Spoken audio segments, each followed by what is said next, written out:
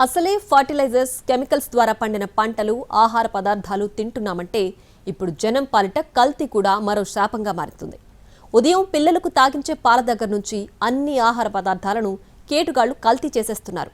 దీపావళి సమయంలో స్వీట్లు సైతం కల్తీ చేసి అమ్మేస్తున్నారు. ఆహార పదార్థాలు మాత్రమే కాదు, టూత్పేస్ట్లు, పసుపు, అల్లం లాంటివి నిత్యం కల్తీ అవుతున్నాయి. తాజాగా తేనె కల్తీ చేస్తున్న కేటుగాళ్లు హైదరాబాద్లో పట్టుపడ్డారు. స్వచ్ఛమైన తేనె ఇదెక్కడ దొరుకుతుంది అని చాలా మంది వెతుకుతుంటారు. తాము తేనె కొనుగోలు చేసినప్పుడు స్వచ్ఛమైనదేనా, కల్తీ చేశారా అనే కోణంలో పరిశీలిస్తుంటారు. కానీ సామాన్య జనానికి అంతు చిక్కని విధంగా అచ్చం స్వచ్ఛమైన తేనెలా ఉండే విధంగా కేటుగాళ్లు హనీని కల్తీ చేస్తున్నారు. అలాంటి ముఠాను హైదరాబాద్లో పోలీసులు పట్టుకున్నారు. హైదరాబాద్ కంచన్బాగ్ పోలీస్ స్టేషన్ పరిధిలో ఈ తరహా తేనె తయారు చేస్తున్నారు కొంతమంది కేటుగాళ్లు. బెల్లం పానకం, నూనెలు మిక్స్ చేసి కల్తీ తేనె తయారు చేస్తున్నట్లు గుర్తించారు. అలాగే తనిఖీల్లో 100 కిలోల వరకు కల్తీ తేనెతో పాటు నిందితులకు సంబంధించిన 2 కార్లను కూడా స్వాధీనం చేసుకున్నారు. మొత్తంగా 3 ముఠాను పట్టుకున్నారు. నిందితులపై కేసు నమోదు చేసినట్లు వెల్లడించారు పోలీసులు.